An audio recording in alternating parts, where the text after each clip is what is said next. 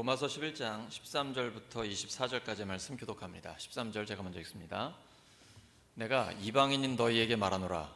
내가 이방인의 사도인 만큼 내 직분을 영광스럽게 여기노니 이는 혹 내 고륙을 암울조록 시기하게 하여 그들 중에서 얼마를 구원하려 함이라. 그들을 버리는 것이 세상의 화목이 되거든 그 받아들이는 것이 죽은 자 가운데서 살아나는 것이 아니면 무엇이리요? 제사하는 처음 익은 곡식가루가 거룩한즉 떡덩이도 그러하고 뿌리가 거룩한즉 가지도 그러하니라. 또한 가지 얼마가 꺾였는데 돌 감람나무인 내가 그들 중에 접붙임이 되어 참 감람나무 뿌리의 진액을 함께 받는 자가 되었은즉 그 가지들을 향하여 자랑하지 말라. 자랑할지라도 내가 뿌리를 보전하는 것이 아니요 뿌리가 너를 보전하는 것이니라. 그러면 내 말이 가지들이 꺾인 것은 나로 접붙임을 받게 하려 함이라 하리니 옳도다. 그들은 믿지 아니함으로 꺾이고 너는 믿음으로 섰느니라. 높은 마음을 품지 말고 도리어 두려워하라. 하나님이 원 가지들도 아끼지 아니하셨은즉 너도 아끼지 아니하시리라. 그러므로 하나님의 인자하심과 준엄하심을 보라. 넘어지는 자들에게는 준엄하심이 있으니 너희가 만일 하나님의 인자하심에 머물러 있으면 그 인자가 너희에게 있으리라. 그렇지 않으면 너도 찍히는 바 되리라. 그들도 믿지 아니하는데 머무르지 아니하면 접붙임을 받으리니 이는 그들을 접붙이실 능력이 하나님께 있음이라. 내가 원돌 감람나무에서 찍힘을 받고 본성을 거슬러 좋은 감람나무에 접붙임을 받았으니 원가지인 이 사람들이야 얼마나 더 자기 감람나무에 접붙임을 받았으랴. 아멘. 로마서 20번째 시간 하나님의 인자하심과 준엄하심, 하나님의 인자하심과 준엄하심이라는 제목으로 하나님의 말씀 전하겠습니다. 세계 3대 경영대학원 중 하나로 손꼽히죠. 와튼 스쿨의 교수인 애덤 그랜트가 Give and Take이라는 책을 썼습니다. 그 핵심은 주는 자가 성공한다라는 것이 이제 핵심 내용입니다. 세상에서도 자기 거를 쟁취하기 위해서 다른 사람을 안중에도 두지 않고 무조건 자기 것만 차지하려고 하는 사람이 성공하는 게 아니라 남을 돕고 남에게 베풀고 먼저 주려고 하는 사람, 내가 뭐 좀 도와드릴 거 있어요? 이런 진심으로 나아가는 사람이 결국에는 승리한다라는 책입니다. 이건 세속적인 세상적인 책입니다. 심리학 교수가 쓴 책이에요. 그러니까 예수님의 말씀대로 살아가면 세상에서도 성공한다라는 그런 의미가 담겨 있죠. 예수님께서는 주는 자가 받는 자보다 더 복되다라고 말씀하셨습니다. 하나님께서는 은혜를 주시는 분입니다. 우리가 예배를 드리는 것은 하나님께 받은 은혜 때문에, 은혜 아니면 우리가 살아갈 수가 없잖아요. 그 하나님의 은혜에 감사해서 하나님 앞에 감격하는 가운데 올려드리는 것이 예배입니다.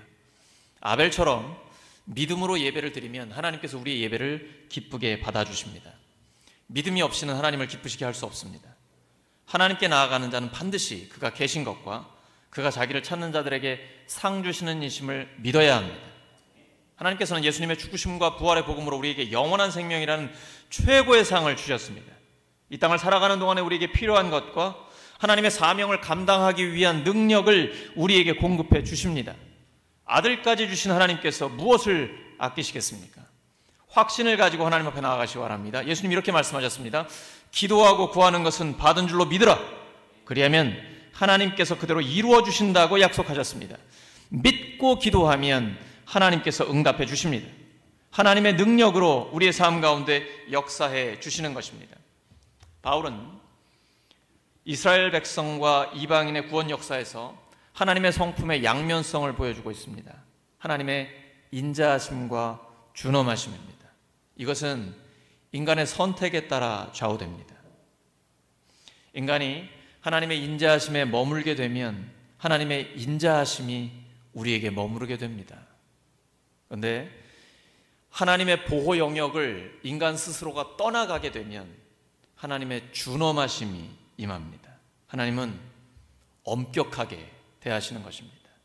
그러므로 우리는 믿음으로 하나님의 인자하심에 머물러야 합니다. 마치 이것은 사람이 중력을 거부하면 그 대가를 치르는 것과 마찬가지입니다. 높은 데서 떨어지면 그 중력의 법칙이 인간에게 그대로 적용되는 것처럼 사람은 하나님의 법칙을 인정하고 신뢰하고 거기에 따라야 합니다. 하나님의 인자하심과 준엄하심, 다른 말로 하면 하나님의 사랑과 공의가 우리에게 함께합니다. 그래서 우리는 믿음으로 늘 하나님의 인자하심에 머물러 있어야 합니다. 사도 바울이 하나님의 인자하심, 이 복음을 가지고 이스라엘 백성들에게 먼저 전했습니다. 가는 곳마다 회당에서 유대인들에게 전했습니다. 근데 유대인들은 복음을 거부했습니다. 뿐 아니라 복음을 전하는 바울을 핍박했습니다. 바울은 어쩔 수 없이 이방인들에게 찾아가 복음을 전하게 됐고 거기에서 구원의 역사가 나타나게 됩니다. 여기에 전도의 원리가 있습니다. 첫째, 가까운 사람들에게 먼저 복음을 전해야 됩니다. 내 가족, 내 친구, 내 이웃, 직장 동료, 가까운 곳부터 복음을 전해야 합니다. 그리고 내가 복음에 합당한 삶을 살려고 몸부림쳐야 됩니다. 내 몸을 쳐 복종시켜야 합니다. 둘째, 복음을 받아들이지 않으면 집착하지 말고 움직여야 합니다. 예수님께서는 12제자를 파송하시면서 너희들에게 내가 복음을 전할 수 있는 능력을 주었다. 그런데 너희들을 영접하지 않으면 거기 머물지 말고 떠나가라. 발에 묻은 먼지를 떨어버리고 떠나가라 라고 말씀하십니다. 마지막 심판날에 소돔과 고모라보다 그곳이 더 힘들 것이다 라고 말씀하셨어요. 우리가 복음을 전했을 때 복음을 믿고 받아들이면 구원받습니다. 복음을 받아들이지 않으면 안타깝습니다. 그래서 계속 기도하면서 전합니다. 하지만 집착해서는 안 됩니다. 우리에게는 복음을 전하는 사명이 있습니다. 하지만 믿고 안 믿고는 듣는 사람에게 책임이 있는 것입니다. 우리가 구원을 하는 것까지 책임질 수는 없습니다. 근데 전하는 책임은 우리가 져야 합니다. 복음을 전하지 않고 거부하면 우리가 필요할 때는 움직여야 합니다. 역동적인 전도자가 되어야 합니다.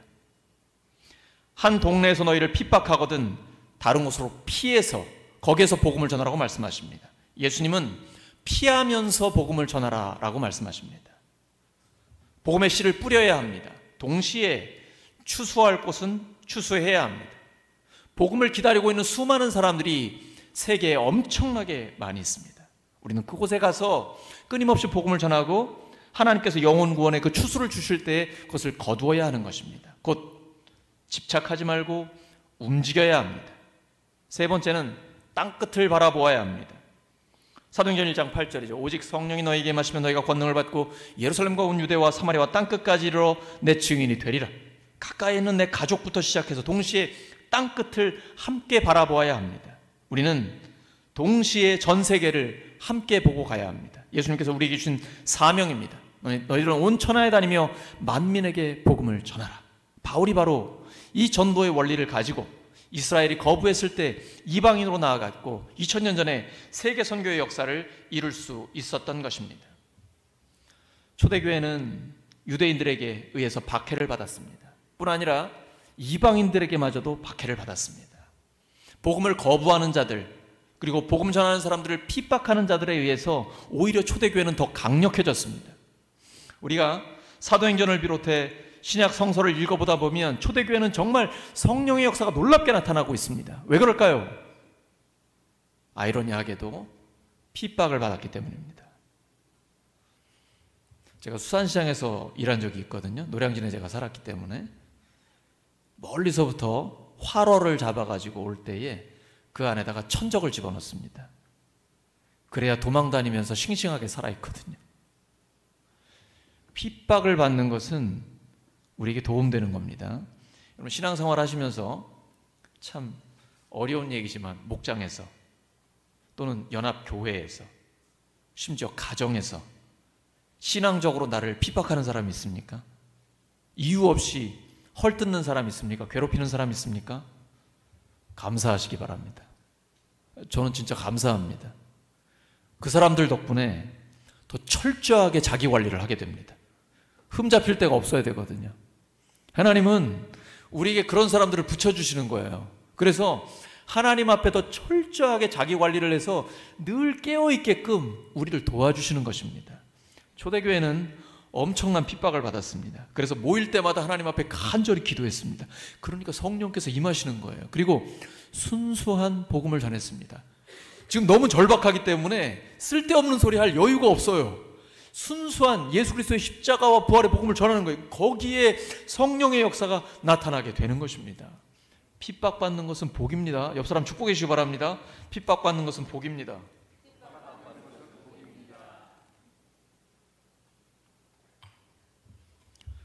초대교회는 죽느냐 사느냐 기로에 서 있었기 때문에 모일 때마다 주님 도와주세요, 이렇게 간절히 기도할 수밖에 없는 거예요. 근데 하나님께서 그 기도에 응답해 주셨어요. 사도 베드로가 감옥에 갇히면 감옥을 열어주시는 거예요.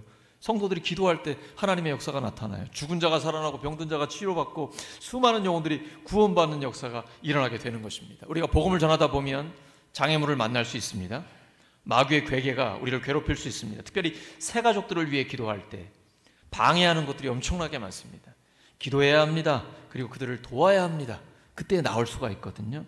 우리에게는 늘 위기가 닥쳐옵니다. 문제가 와요. 중요한 건 신앙생활에서 위기 관리 능력입니다. 문제 해결 능력입니다. 하나님, 우리의 삶에 문제를 없애주세요. 아무런 위기도 없게 해주세요. 이 땅에 사는 동안 그런 일은 없습니다. 기대하지 마십시오. 늘 문제가 있을 수 있다. 위기가 다가올 수 있다. 내가 전혀 예상하지 못한 그런 일들이 일어날 수 있다. 항상 마음에 두고 있어야 됩니다. 중요한 것은 위기 관리 능력입니다. 문제 해결 능력입니다. 하나님께서 그것을 하여 주십니다. 우리는 능력에 맞는 일을 구할 것이 아니라 일에 맞는 능력을 구해야 합니다. 저는 이렇게 기도합니다. 하나님, 하나님의 영광을 위해 위대한 일을 감당하고 싶습니다. 근데 저에게 능력이 없습니다. 위대한 일을 감당할 수 있는 위대한 능력을 주시옵소서. 하나님 기도에 응답하십니다. 그리고 하나님께서 역사하십니다. 왜냐하면 하나님의 일은 우리가 하는 게 아니라 하나님께서 친히 하시기 때문입니다. 하나님의 열심히 그것을 이루어 주는 것입니다. 우리가 하나님을 믿고 바라면 독수리같이 날아오르는 교회와 성도가 되는 것입니다. 하나님의 선하심이, 하나님의 인자하심이 늘 우리와 함께하기 때문입니다. 로마서 11장 22절입니다. 시작. 그러므로 하나님의 인자하심과 준엄하심을 생각해 보십시오.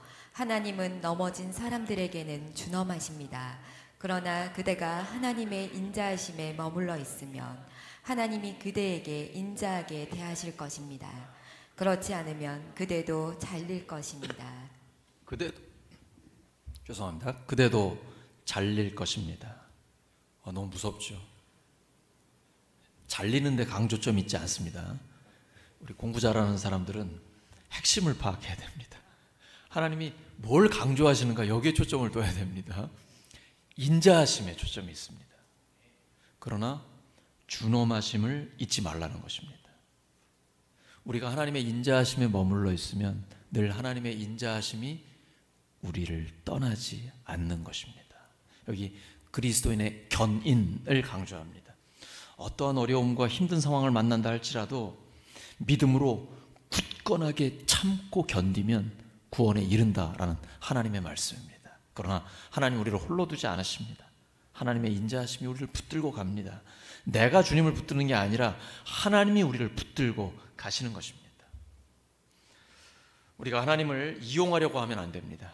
내 이기적인 욕심을 채우기 위해서 신앙생활하는 것은 하나님이 원하시는 기뻐하는 생활이 아닙니다. 오히려 내가 변화돼서 하나님께 쓰임받을 수 있어야 됩니다. 신앙생활에서 가장 중요한 건 내가 변하는 겁니다. 여러분, 그 인간이 변하던가요? 기도하면 그 사람이 달라집니까? 세상에 제일 쉬운 것, 제일 확실한 건 내가 변하는 것입니다. 내가 변하면 내 주변이 변합니다.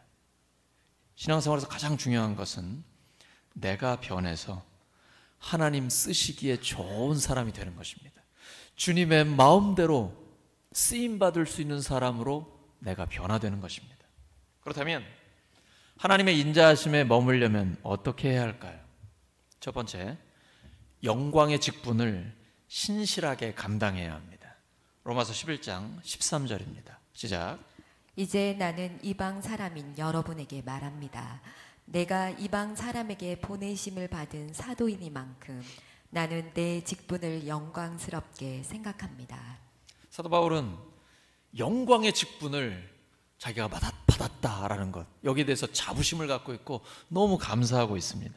사실은 유대인들에게 먼저 복음을 전하는데 유대인들이 거부했거든요. 그래서 이방인들에게 갈 수밖에 없고, 그리고 하나님께서는 바울을 먼저 그렇게 계획하셨어요. 왜냐하면 바울 자체가 히브리어에 능통하고 헬라어에 능통한 사람입니다. 바리새인 중에 바리새인인데 천재예요. 구약에 정통한 사람입니다. 거기다가 로마 시민권자입니다. 준비된 그릇이에요. 교회를 핍박하던 그를 부활하신 주님이 강권적으로 찾아오셔가지고 이방 선교, 세계 선교를 위하여 사용하시는 거예요. 하나님 앞에 쓰임받는 게 너무 영광스러운 거예요. 근데 항상 겸손해요.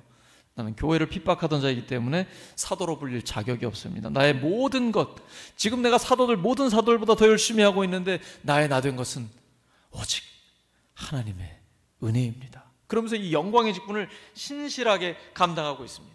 하나님의 방법은 이스라엘의 불순종을 통해 이방인을 구원하는 것입니다. 그리고 이방인이 구원받는 것을 보면서 이방인들이 예수님을 믿고 복받거든요. 그걸 보면서 이스라엘 백성들이 시기하게 되고, 나도 저렇게 되고 싶어요. 질투심이 일어나고, 그러면서 이스라엘 백성들도 구원하시는 것, 이것이 하나님의 계획입니다. 하나님은 모든 사람이 구원받기를 원하십니다. 모든 사람들에게 자비와 긍휼을 베푸시기 원합니다. 하나님은 정말 크신 분입니다. 하나님은 햇빛을 비치실 때에 선인과 악인에게 동일하게 비춰주십니다. 비를 내리실 때도 선한 자나 악한 자나 믿는 자나 안 믿는 자 모든 자에게 동일하게 은혜를 주십니다. 하나님은 너무 크신 분입니다. 그 크신 하나님의 계획을 우리가 다 알 수 없습니다. 그러나 하나님을 찬양하는 것입니다. 오늘 11장을 마무리할 때 사도 바울이 하나님께 영광 돌리며 찬양을 하면서 마무리를 하고 있습니다. 그런데 하나님의 구원 계획을 깨달았기 때문이에요. 하지만 다 알지는 못해요. 그럼에도 불구하고 하나님을 찬양하는 거예요. 하나님의 지혜가 너무 커요. 너무 깊어요. 너무 넓어요. 우리는 도저히 알 수가 없어요. 그래서 하나님을 찬양하는 거예요. 우리가 신앙생활하다가 성경에 풀리지 않는 신비들이 있습니다. 그게 미스테리예요. 신비입니다. 우리가 다 알 수가 없어요. 혹시 목사가 성경을 다 아는 것 같습니까? 다행입니다. 그런 분이 없어서. 근데 좀 잘 아는 것 같습니까? 왜 그런지 아세요? 잘 아는 거 가지고 설교하는 거거든요. 그리고 가르치는 거거든요. 성경을 대하면 대할수록 겸손해집니다. 새벽에 성경 통독 이제 거의 계시록까지 다 왔는데요. 새벽마다 겸손해집니다. 성경에 모르는 부분이 너무 많아요. 그런다고 해서 야 이거 진짜 문제 있는 거 아니야? 이런 게 아니에요. 그렇지만 하나님께 감사하는 거예요. 하나님을 알면 알수록 하나님을 찬양하게 돼요. 하나님을 알면 알수록 하나님을 찬양하지 않을 수가 없어요. 신학이 없는 찬양은 공허합니다. 찬양이 없는 신학은 잘못된 것입니다. 경건하지 않은 신학, 신학이 없는 경건, 우리는 둘 다 경계해야 합니다. 신학과 경건은 균형을 잡아야 하는 것입니다. 하나님의 구원 계획은 최고의 신비입니다. 바울은 이방인들에게 마음껏 복음을 전해 수많은 사람들이 구원받고 하나님의 복을 받게 하기를 원하고 있습니다. 그것을 통해 이스라엘 백성들이 시기하고 막 질투가 일어나서 자기들도 예수님 믿고 구원받는 사람들이 한 명이라도 더 이스라엘 중에 나오기를 원하는 것입니다. 그런 의미에서 예수님을 믿는 사람들은 하나님의 복을 많이 받아야 합니다. 사도 요한이 성도들을 위해 이렇게 기도합니다. 내 영혼이 잘됨 같이 범사가 잘되고 강건하기를 내가 간구하노라. 저도 우리 성도님들을 위해 간구할 때 새벽마다 늘 기도할 때 이렇게 기도해요. 우리 성도님들 믿음의 가정, 믿음의 가문이 되게 하여 주시옵소서. 형통하게 하여 주시옵소서. 그리고 건강하게 지켜주시옵소서. 그래서 수많은 믿지 않는 사람들이 보면서 부러워하는 거예요. 나 저렇게 되고 싶어. 막 시기가 일어나. 예수 믿으면 저렇게 되는 거야? 그런 마음이 일어서 예수 믿게 해주세요. 우리 부부들은 믿지 않는 사람들보다 훨씬 더 사이가 좋아야 됩니다. 우리 자녀들 잘 되기를 바랍니다. 아름답게 자라기를 바랍니다.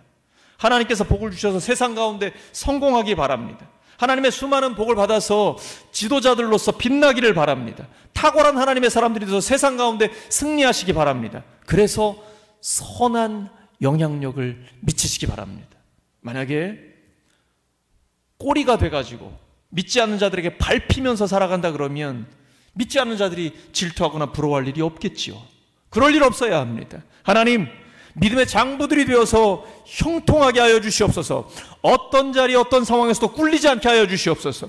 하나님의 자녀라는 자부심을 가지고 확신 가운데 믿음으로 승리하게 하여 주시옵소서. 영적인 자신감이 충만하게 하여 주시옵소서. 영육을 다 강건하게 하여 주시옵소서. 그래서 주변에 있는 믿지 않는 자들이 부러워할 만한 사람이 되게 하여 주시옵소서. 매력적인 그리스도인이 되게 해 주시옵소서. 호감이 있는 성도들이 되게 하여 주시옵소서. 우리에게 어떤 매력이 있습니까? 잘생겼나요? 예쁘고 날씬합니까? 그런 거 말고요. 예수님의 성품이 나의 인격이 되는 것입니다. 하나님의 꿈이 나의 비전이 되는 것입니다. 성령님의 능력이 내 삶에 나타나는 것입니다. 이 이상의 매력이 있을까요? 이것이 최고의 매력적인 그리스도인입니다. 하나님께서 우리에게 그러한 삶을 허락해 주실 것입니다. 우리도 바울처럼 민족을 볼 때에 이런 긍정적인 시각을 가지고 있어야 됩니다. 이스라엘 백성들이 복음을 거부했습니다. 그래서 이방인들이 구원을 받았습니다. 그러면 앞으로 이스라엘 백성들이 구원을 받으면 온 세상에 죽은 자가 살아나는 것 같은 얼마나 놀라운 일이 일어나겠는가? 우리도 마찬가지입니다. 우리 민족을 볼 때에 2000년 교회 역사에 최고의 부흥이 우리 민족에게 일어났습니다. 최근에 어렵다고 합니다. 그러나 하나님께서는 촛대를 옮기지 않으셨습니다. 하나님의 신실한 자들을 남겨두셨습니다. 하나님, 우리 민족에게 복을 주시옵소서. 그래서 세계 모든 사람들이 우리 민족을 통해 복음을 듣게 하시고 하나님의 풍성한 복을 누리게 하여 주시옵소서. 저는 새벽마다 이렇게 기도합니다. 성서한국, 통일한국, 선진한국, 선교한국이 되게 하여 주시옵소서. 하나님께서는 우리의 기도에 응답하여 주실 것입니다. 하나님이 우리를 충성되이 여겨 영광된 직분을 맡겨주셨습니다. 우리가 영광된 직분을 신실하게 감당할 때에 하나님의 인자하심에 머무르게 됩니다. 둘째, 자랑하지 말고 겸손해야 합니다. 로마서 11장 18절입니다. 시작. 그 가지들을 향하여 자랑하지 말라. 자랑할지라도 내가 뿌리를 보전하는 것이 아니요 뿌리가 너를 보전하는 것이니라. 이스라엘 백성들이 복음을 거부해서 이방인들이 예수님을 믿게 됐습니다. 아이고, 저것들은 먼저 하나님 믿었고 선택받았다더니 구원도 못 받네. 메시아를 그렇게 기다렸는데 메시아가 왔을 때 받아들이지 않고 참 어리석구만. 이런 생각 절대 하면 안 된다는 거예요. 우리가 잘해서 구원받은 게 아니잖아요. 오직 하나님의 은혜고 믿음으로 구원받았습니다. 우리에게는 아무 공로 없습니다. 우리가 무슨 헌금을 드리거나 봉사하거나 선한 삶을 살아서 구원받는 게 아니잖아요. 오직 예수님의 생명값으로, 피값으로 우리가 구원받는 것입니다. 부활의 주님의 능력으로 우리가 하나님의 사람이 되었습니다. 이 하나님의 자녀된 그 기쁨을 가지고 살아갈 때에 오직 하나님의 은혜입니다라고 고백하는 거예요. 자랑할 것이 아무것도 없어요. 그저 감사와 감격밖에 없습니다. 하나님은 교만한 자를 대적하시되 겸손한 자에게 은혜를 주십니다. 두렵고 떨림으로 너희 구원을 이루라. 선줄로 생각하는 자는 넘어질까 조심하라. 이 사람이 건강한 신앙생활을 합니다. 우리는 이미 구원받았습니다. 근데 아직 구원이 완성되지 않았습니다. 예수님 다시 오실 때까지, 그리고 나 개인적으로는 하나님 앞에 부르심을 받을 때까지 두렵고 떨림으로 구원을 이루어야 합니다. 선줄로 생각하는 자 넘어질까 조심해야 합니다. 정말 건강하게 하나님 앞에 서는 그날까지 아주 균형 잡힌 신앙생활을 우리가 할 수 있습니다. 말씀대로 살아야 합니다. 우리는 각자의 영적인 뿌리를 잊지 말아야 합니다. 하나님은 이스라엘을 특별히 선택하셨습니다. 그들에게 하나님의 말씀을 주셨어요. 우리 이거 잊지 말아야 합니다. 또한 개인적으로 우리에게 영적인 뿌리가 되는 사람들이 있습니다. 아무도 자기 혼자 신앙적으로 선 사람은 없습니다. 누군가 우리에게 복음을 들려주었기 때문에 듣고 믿음의 사람이 됐습니다. 누군가는 우리를 위해 기도해 주었기 때문에 우리가 이만큼 영적으로 성장할 수 있었습니다. 우리에게 누군가 땀을 흘리고 하나님의 말씀을 가르쳐 주었기에 우리가 지금 이 자리에 서서 하나님의 일을 감당할 수가 있는 것입니다. 우리는 잊지 말아야 합니다. 그들을 위해 축복해야 하고 간구해야 되고 늘 감사해야 됩니다. 여러분, 한글 성경은 어떻습니까? 우리가 지금 성경이 굉장히 넘쳐납니다. 막 비치용 성경도 있어요. 근데 이 한글 성경 어떻게 만들어졌는지 여러분 아십니까? 선교사들과 우리 믿음의 선조들이 각고의 노력 끝에 한자 한자 번역해가지고 오늘날의 성경이 이루어진 것입니다. 우리는 이 성경을 읽을 때마다 감격하게 됩니다. 감사하게 됩니다. 그들의 노력에 너무나 감사하고 그들의 공로가 있기 때문에 가능한 것이죠. 우리가 후원하고 있는 최성규 선교사님, 홍순범 선교사님, 바로 이 일을 하고 있는 것입니다. 인도네시아 꼼바이 부족 얼마 안 되는 인원들, 또는 파푸아말레이 한 200만 명, 이들에게 그들의 언어로 번역을 하는 거예요. 이게 수년 수십 년 걸려요. 그거를 통해 그들이 모국어로 하나님의 말씀을 볼 수 있도록, 복음을 읽고 들을 수 있도록 도와주는 거예요. 그걸 통해서 하나님의 구원의 역사가 나타나게 되는 것입니다. 그리스도인의 경건은 자랑하지 않고 겸손한 데 있습니다. 정말 경건하게 살려면 신앙의 위험한 요소들을 경계하고 제거해야 합니다. 다시 한번 말씀드립니다. 정말 하나님 앞에 경건한 사람으로 살고 싶으십니까? 정말 하나님 앞에 경건한 그리스도인으로 살고 싶으십니까? 그렇다면 나의 믿음에 해가 되는 요소들을 경계하고 끊임없이 제거해야 합니다. 그래야만 우리가 하나님 앞에 설 수가 있습니다. 셋째, 옛사람을 끊어야 합니다. 로마서 11장 24절입니다. 시작. 그대가 본래의 돌 올리브 나무에서 살려 그 본성을 거슬러 참 올리브 나무에 접붙임을 받았다면 본래 붙어 있던 이 가지들이 제 나무에 다시 접붙임을 받은 것이야 얼마나 더 쉬운 일이겠습니까? 지금 돌 올리브 나무, 감람나무죠. 그리고 참 올리브 나무의 비유를 하고 있습니다. 참 올리브 나무가 하나님께 먼저 선택을 받은 이스라엘 백성들을 가리키고, 돌 올리브 나무는 우리 이방인들, 곧 성경이 없었던, 하나님도 모르고 예수님을 알 수 없었던 우리를 가리키는 것입니다. 우리가 참 올리브 나무에 접붙여져서 하나님의 인자하심에 머물려면 옛사람을 끊어야 합니다. 우리가 오랫동안 신앙생활에도 능력 있게 쓰임받지 못하는 이유가 뭘까요? 옛사람을 끊지 않기 때문입니다. 하나님 말씀하십니다. 에베소서에 기록되어 있죠. 썩어져가는 구습을 쫓는 옛사람을 벗어버리고 새 사람을 입으라. 우리가 옛사람을 끊어버려야 하나님 앞에 능력 있게 쓰임받을 수 있습니다. 결단해야 됩니다. 그리고 날마다 주 앞에 순종해야 합니다. 그래서 바울이 나는 날마다 죽노라 라고 고백합니다. 갈라디아서 2장 20절이죠. 내가 그리스도와 함께 십자가에 못 박혔나니, 이건 죽었다는 얘기입니다. 이제는 내가 사는 것이 아니 오직 내 안에 그리스도께서 사시는 것이라. 내가 육체 가운데 사는 것은 나를 사랑하사 나를 위하여 자기 자신을 버리신 하나님의 아들을 믿는 믿음 안에서 사는 것이라. 나는 날마다 죽노라. 날마다 그리스도와 함께 옛사람은 죽고 새 사람을 입으면 내 안에서 예수님의 인격이 나타나게 되고 하나님의 꿈이 실제로 이루어지게 되며 성령의 역사가 나타나게 됩니다. 옛사람, 죄가 있는 곳에는 하나님이 함께 하시지 않습니다. 옛사람을 끊어버리면 새 사람의 능력, 성령의 능력이 우리의 삶에 나타나게 되는 것입니다. 바울은 이런 하나님의 구원의 신비를 깨닫게 된 것입니다. 근데 다 몰라요. 그러니까 깊도다 하나님의 지혜, 너무 풍성합니다. 그러면서 하나님을 찬양하는 거예요. 다 알아서 찬양하는 게 아니고 다 모르는데 찬양하는 거예요. 하나님 너무 크시기 때문에 하나님은 찬양을 받으시기에 합당하십니다. 제가 아는 것이 너무 적지만 그 하나님, 완전하신 하나님을 찬양합니다. 이게 정상입니다. 이단의 특징은 뭘까요? 다 안다고 주장합니다. 그리고 나만 안다고 주장합니다. 자, 예를 들어서 이제 치유를 위해 기도하는 한번 경우를 들어볼게요.